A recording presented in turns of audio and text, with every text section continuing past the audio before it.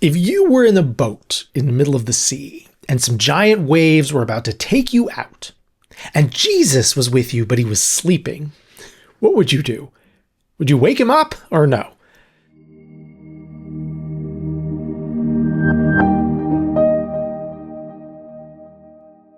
Hi, I'm Justin Lee, and this is A Year of Bible. This week we're continuing our study of the Gospel of Matthew as part of our year-long study of the whole New Testament. And we read another Gospel, Mark, earlier in this study, so if you've been doing the whole series with us, you may notice that Matthew sometimes has a slightly different telling of some of the same stories. You'll see some examples of that today, so I don't want you to be thrown when, for instance, we read about Jesus healing 2 demon-possessed men, and you only remember Mark mentioning 1. We can talk more about that as we continue through the Gospels, but for today, I just want to acknowledge that yes, this is an expected and well-known thing about the Gospel accounts.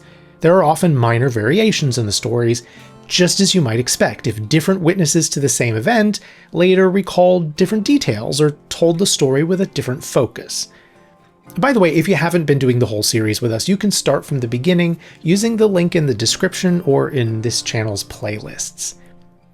So last week we finished the Sermon on the Mount, and this week we pick up with chapter 8 just as Jesus is coming down from the mountain after speaking. Let's read. When Jesus came down from the mountain, large crowds followed him. Suddenly a leper came and knelt before him, saying, "Lord, if you are willing, you can make me clean." Jesus reached out his hand and touched the man. "I am willing," he said. "Be clean." And immediately his leprosy was cleansed. Then Jesus instructed him, "See that you don't tell anyone, but go, show yourself to the priest, and offer the gift prescribed by Moses as a testimony to them." When Jesus had entered Capernaum, a centurion came and pleaded with him, "Lord, my servant lies at home, paralyzed and in terrible agony." "I will go and heal him," Jesus replied. The centurion answered, "Lord, I am not worthy to have you come under my roof, but just say the word, and my servant will be healed. For I myself am a man under authority, with soldiers under me. I tell one to go, and he goes, and another to come, and he comes. I tell my servant to do something, and he does it." When Jesus heard this, he marveled and said to those following him, "Truly I tell you, I have not found anyone in Israel with such great faith. I say to you that many will come from the east and the west to share the banquet with Abraham, Isaac, and Jacob in the kingdom of heaven. But the sons of the kingdom will be thrown into the outer darkness, where there will be weeping and gnashing of teeth." Then Jesus said to the centurion, "Go, as you have believed, so will it be done for you." And his servant was healed at that very hour. When Jesus arrived at Peter's house, he saw Peter's mother-in-law sick in bed with a fever. So he touched her hand, and the fever left her, and she got up and began to serve him. When evening came, many who were demon-possessed were brought to Jesus, and he drove out the spirits with a word and healed all the sick. This was to fulfill what was spoken through the prophet Isaiah. "He took up our infirmities and carried our diseases." When Jesus saw a large crowd around him, he gave orders to cross to the other side of the sea. And one of the scribes came to him and said, "Teacher, I will follow you wherever you go." Jesus replied, "Foxes have dens, and birds of the air have nests, but the Son of Man has no place to lay his head." Another of his disciples requested, "Lord, first let me go and bury my father." But Jesus told him, "Follow me, and let the dead bury their own dead." When he got into the boat, his disciples followed him. Suddenly a violent storm came up on the sea, so that the boat was engulfed by the waves. But Jesus was sleeping. The disciples went and woke him, saying, "Lord, save us, we are perishing." "You of little faith," Jesus replied, "why are you so afraid?" Then he got up and rebuked the winds and the sea, and it was perfectly calm. The men were amazed and asked, "What kind of man is this? Even the winds and the sea obey him." When Jesus arrived on the other side, in the region of the Gadarenes, he was met by 2 demon-possessed men coming from the tombs. They were so violent that no one could pass that way. "What do you want with us, Son of God?" they shouted. "Have you come here to torture us before the appointed time?" In the distance, a large herd of pigs was feeding. So the demons begged Jesus, "If you drive us out, send us into the herd of pigs." "Go," he told them. So they came out and went into the pigs, and the whole herd rushed down the steep bank into the sea and died in the waters. Those tending the pigs ran off into the town and reported all this, including the account of the demon-possessed men. Then the whole town went out to meet Jesus, and when they saw him, they begged him to leave their region. Well, as always, there is so much going on in this chapter. But today, I'd like to focus on 2 stories about faith. A story about little faith and a story about a lot of faith. So let's start with this story where Jesus and his disciples are on a boat being threatened by a terrible storm, and when they wake him up to tell him about it, he accuses them of having little faith. Why is that, though? This always used to puzzle me. I mean, aren't we supposed to bring our troubles to God? And isn't that what they did? Doesn't the fact that they brought this problem to Jesus prove that they did have faith? Faith that he could do something about it? So why is he frustrated with them? We get this story in 3 of the 4 Gospels. We read a version of it already in Mark 4. We've just read this one today in Matthew 8. And then there's a version as well in Luke 8. And they all pretty much tell the same story. Jesus wants to cross to the other side of the Sea of Galilee, so he and the disciples get into a boat. And as they sail, Jesus decides to take a nap. And who can blame him?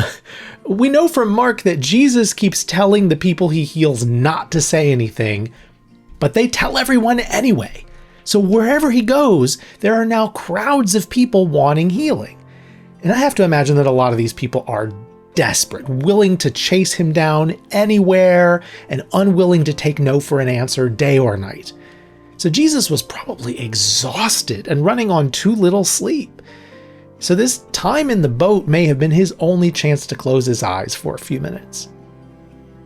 Then this terrible storm shows up and threatens their lives, and they rush to wake Jesus up. According to Matthew, they say, "Lord, save us, we are perishing." It must have been a really bad storm.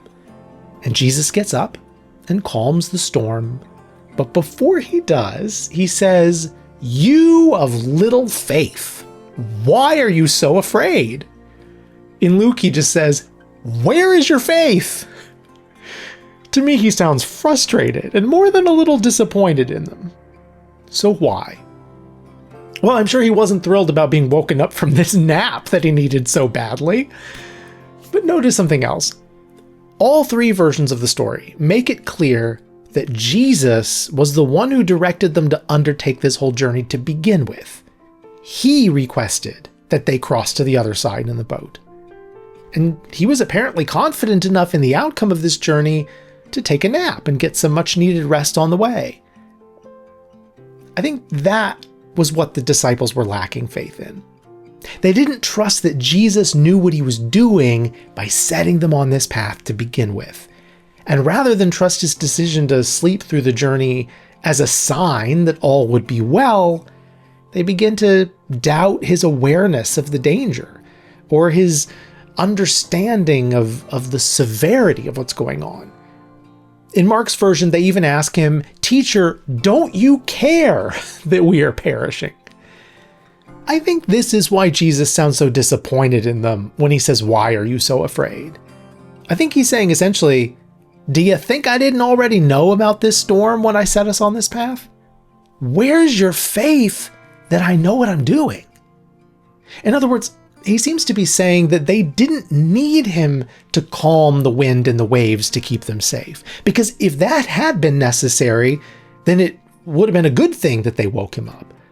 But instead, I think calming the storm is something he does just to reassure them and to demonstrate something that they should have already known, that they were already safe because they were on the path Jesus had put them on.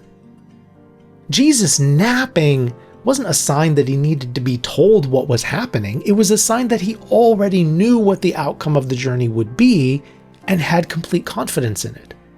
All they needed to do was to have complete confidence in him. God doesn't promise us smooth sailing, but God does promise to see us through. If the disciples had had full faith in Jesus, they could have sailed right through that storm with confidence, knowing that however scary it looked, it would be all right in the end, because Jesus was with them. Let's contrast that with the story of the centurion. A centurion was a Roman military officer who was in charge of other Roman soldiers. He's not Jewish, he's a Gentile. And remember, the Jewish people of this region were living under Roman rule, so there was a lot of tension here that shows up throughout the New Testament. You might think of like the American colonies under British rule and all the frustrations that were simmering below the surface. Now, Luke tells us that this particular centurion had a good relationship with the Jewish people in his area, which may have been how he heard about Jesus. But still, he's from another world. And at this point, Gentiles are not part of this new thing Jesus is doing. This is way before the book of Acts, when Gentiles start being admitted to the church. And even if Jesus had been preaching to the Gentiles, it would be very unlikely anyway for someone in a centurion's role, with his secular power and privilege, to be seeking out a traveling Jewish teacher like Jesus, much less humbling himself before him. And yet he does. He humbles himself before Jesus and asks him to please heal someone important to him. The Greek word here is pais, my boy. Our translation here says servant. So Jesus says, I will go and heal him. And the centurion says, you don't even have to do that. I trust you. Just say he will be healed, and I believe it. Because I know how power works. I have power. If I tell the people under me to do something, they do it. And I believe you have power. I believe if you say it will be done, then it will be done. And Jesus is so impressed by the level of this guy's faith. Because notice the difference between the centurion and the disciples. Even after everything the disciples had witnessed, they still needed to see the evidence that Jesus was doing something. When they didn't see the evidence, when all they saw was the storm, they lost faith. But the centurion had so much faith that he didn't even need to see the evidence. He didn't need Jesus to show up at his home and do a miracle in person. And despite his important position, he was humble enough to know that he wasn't even worthy of having Jesus under his roof anyway. He just trusted that if Jesus said it would be all right, then it would be all right. And think about what kind of faith this shows, because by the time the centurion could check to see if a miracle had occurred, Jesus would have moved on. It would have been too late to follow up then, right? So he had to trust entirely on Jesus' word with no evidence, just faith. And Jesus says, truly I tell you, I have not found anyone in Israel with such great faith. The least likely person, this Roman centurion, this Gentile, this guy whose life is probably not following any of the Jewish scriptures and who probably doesn't know the answers to any of the big theological questions, he's the one with the greatest faith.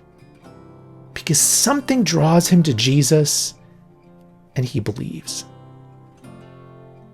And there's an interesting footnote to this too, because scholars have argued about the identity of this man's pais, his boy. Who is this boy this centurion cares about so much that he's willing to go humble himself in front of this traveling Jewish teacher and beg for his healing? Pais could refer to either a child or a young man. In Luke's version of the story, he uses a different word, doulos, which means slave or sometimes servant. And a pais can be a young male servant as well. So that's how it's usually translated here, my servant. But some scholars have argued that it would be very strange for a man in this position with many servants to go to such great lengths just because one servant was sick. What made this servant so special? Well, the word pais could also be translated my boy, as in my son, which would explain why he was so worried and why he was willing to do so much to get this guy healed. And you can see that the BSB translation lists that option here in a footnote, my child, but then that disagrees with Luke's version, because doulos does not mean son. There is a story in John about Jesus healing a guy's son, but a bunch of the other details are different as well. Now there is a third option, and it's a bit controversial. Some scholars believe that the pais was the centurion's male lover, a young man who lived with him and was in a relationship with him. That could explain why he was so desperate for the pais to be healed, and it'd be easier to reconcile that with Luke's version than if it was his son. But the truth is we really don't know, and it really doesn't matter. Even if it was an intimate relationship, and I'm not saying it was, Jesus' decision to heal this young man wouldn't necessarily mean he approved. Jesus healed or cared for lots of people without approving of everything in their lives. But it would make for one more interesting twist in the story, wouldn't it? One more way this guy was the least likely person for a first-century rabbi to praise for his incredible faith. We can easily imagine what the other religious leaders would have said. Don't you know who this pais is to him? Don't you know what this guy does? Just the way we've seen in other passages. Don't you know what kind of woman this is who's touching you? Don't you know what kind of people these are you're eating and drinking with? And maybe the pais was just a good servant. But whoever the pais was to him, the centurion was certainly not who the Pharisees would have held up as a role model. But Jesus, after praising the centurion's faith, says something really interesting. He talks about a great banquet in the kingdom of heaven, and he says, essentially, many people will come from all over to share this banquet. The unlikeliest of the unlikely will be there. And yet some of the people who should be there, the sons of the kingdom, the ones who were invited to begin with, are going to miss out. Faith is so simple and also so difficult. It can come from the unlikeliest people who have no reason to believe, but do anyway, and God meets them right where they are. Meanwhile, sometimes those of us who've seen God's work and should know to have faith still find ourselves freaked out by the storms of life, asking God for reassurance again and again, afraid we've been forgotten. But if God put you on a path, God knows how it's going to end. You may and probably will endure storms along the way, but God's already prepared a place for you at the banquet to come. All you need in the meantime is faith. Even if sometimes, like the disciples, it's only a little. Because if Jesus says it's going to be all right, it's going to be all right.